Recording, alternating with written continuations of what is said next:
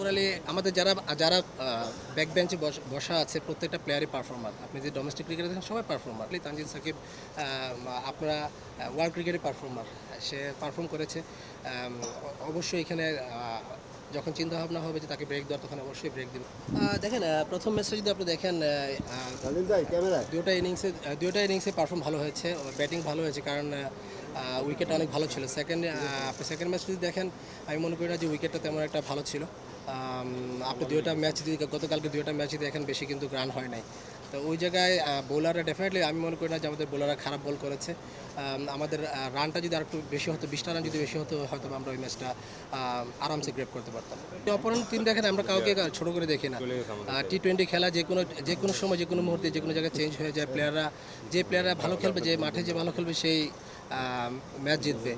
আর আমি অবশ্যই মনে করি যে আমরা we are looking forward to কালকে আমরা ম্যাচটা জেতার জন্য। এবং আপনি যদি বলেন উইকেটের কথা, উইকেটটা আমি আশা করি না যে এরকম একই উইকেটে চারটা ম্যাচ হবে।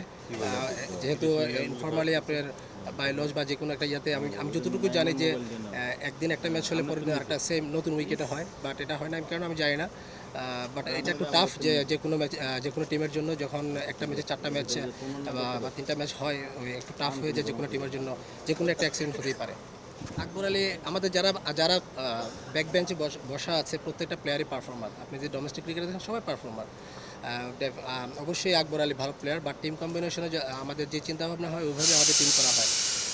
প্রথমত চিন্তা হলো, আসলে আমরা প্লেয়ার চিন্তা করি না, প্রথমে আমরা টিমের চিন্তা করি। তো টিম অনুযায়ী যেইভাবে যে সিচুয়েশন আসে, ওইভাবে আমরা টিম বানাই। এটা তো সিচুয়েশন অন ডিমান্ড, রাতের খেলা, দিনের খেলা, এটা ডিপেন্ড করে যে কখন কী করাবে। এটা তো আসলে ডিসিশন হয় নাই। ডেফিনেটলি তানজিদ সাকিব আপনারা ওয়ার্ল্ড ক্রিকেটে পারফর্মার, সে পারফর্ম করেছে। অবশ্যই এখানে যখন চিন্তা ভাবনা হবে যে তাকে ব্রেক দেওয়ার, তখন অবশ্যই ব্রেক দেবো। বাট আমরা এখন আপাতত কোনো চিন্তা ভাবনা করি নাই, যেহেতু টিম সিলেকশনের এখানে বিষয় আছে, হেড কোচ আছেন এখানে, চিন্তা ভাবনা করবেন, আমরা সবাই পরামর্শ দেবো, দেখা যাক কী হয়। তানজিদ সাকিব নিয়ে আমরা ওয়ারিড না, বিকজ সে পারফর্ম করবে ইনশাল্লাহ, এবং আমাদের আগামী দুইটা ম্যাচ ইনশাল্লাহ যদি খেলে, সে ম্যাচ জিতাবে।